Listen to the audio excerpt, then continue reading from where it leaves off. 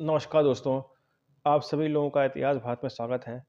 इतिहास भारत के सौजन्य से आप सभी लोगों को ऐतिहासिक वीडियोज़ दिखाई जाती हैं और इसी कड़ी में आज एक और वीडियो लाया गया है जिसका शीर्षक है जहांगीर के मुख्य कार्य। मुगलों के चौथे बादशाह जहांगीर ने सन 1605 से लेकर 1627 ईस्वी तक हिंदुस्तान पर शासन किया था। इन 22 वर्षों के शासनकाल के दौरान उनके मुख्य मुख्य कार्य क्या रहे, आज इसके बारे में इस वीडियो में बताया जाएगा। शासक बनने के तुरंत बाद ही इन्होंने यमुना तट से लेकर आगरा किले तक सोने की जंजीर लगवा दी थी। इस जंजीर के एक सिरे पर इन्होंने एक बड़ा सा घंटा लगवा दिया था।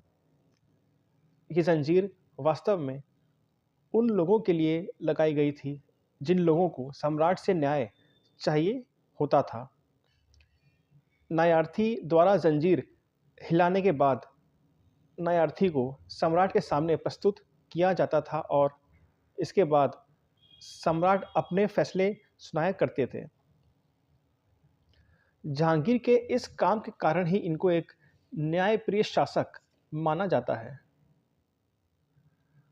दोस्तों, हम सब जानते हैं कि भारत में ईस्ट इंडिया कंपनी व्यापार करने आई थी, लेकिन हम लोगों में से बहुत कम लोग जानते होंगे कि ईस्ट इंडिया कंपनी ने जहांगीर के शासनकाल में ही फलना फूलना और तरक्की हासिल करना शुरू किया था। जहांगीर के ज़माने में इंग्लैंड के शासक ने अपना एक राजदूत भारत भेजा था। उनका नाम सर थॉमस रो था।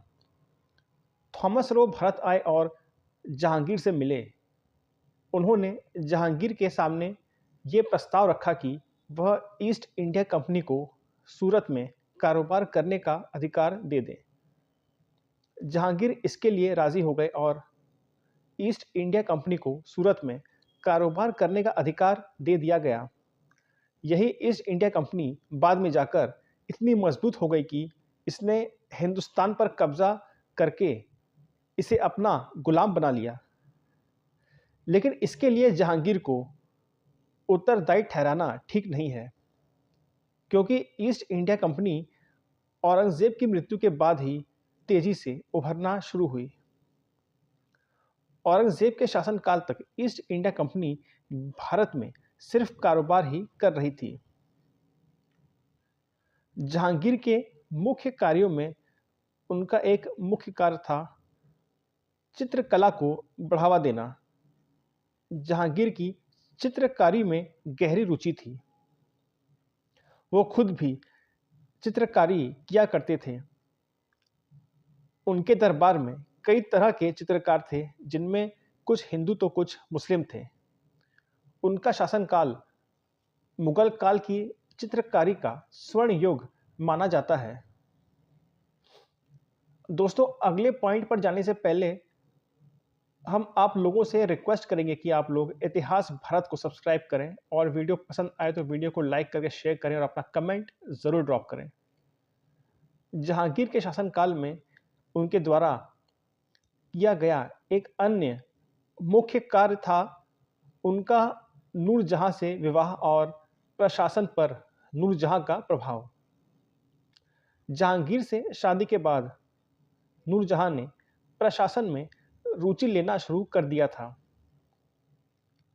जहांगीर नूरजहां की बुद्धिमानी और कार्यकुशलता से प्रभावित थे और उन्होंने नूरजहां को राजनीति में शामिल करने में कोई हानि नहीं समझी। नूरजहां का राजनीतिक प्रभुत्व जहांगीर की मृत्यु तक बना रहा। एक अन्य महत्वपूर्ण घटना जो जहांगीर के शासनकाल में हुई थी, वो घटना थी मथुरा में श्री कृष्ण मंदिर का निर्माण। इनके शासनकाल के दौरान ओरछा के राजा वीर सिंह देव बुंदेला ने मथुरा में श्री कृष्ण मंदिर का निर्माण करवाया था। ये बता देना जरूरी है कि इससे पहले श्री कृष्ण मंदिर कई बार तोड़ा गया था और अंत में जहांगीर के शासनकाल में इस मंदिर को फिर से बनवाया गया। दोस्तों, ये जहांगीर के शासनकाल के कुछ मुख्य कार्य थे। इनमें से एक सबसे महत्वपूर्ण काम था जहांगीर का मेवाड़ राज्य को विजय करना। काफ़ी प्रयास के बावजूद अकबर मेवाड़ राज्य को विजय नहीं कर पाए थे, लेकिन सन 1615 ईस्वी में जहांगीर ने मेवाड़ राज्य को विजय कर लिया था। मेवाड़ के राणा ने मुगलों की अधीनता स्वीकार कर ली थी और जब वो जहांगीर से मिलने आगरा गए, तब जहांगीर ने इनको सम्मानित किया था।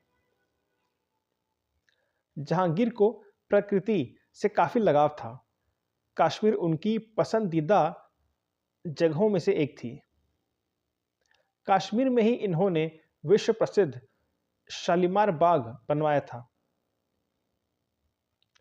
इनको लिखने का भी शौक था। जब मौका मिलता तब लिख लिया करते थे। इन्होंने अपनी आत्मकथा तुजुकी जहांगीरी के नाम से लिखी थी।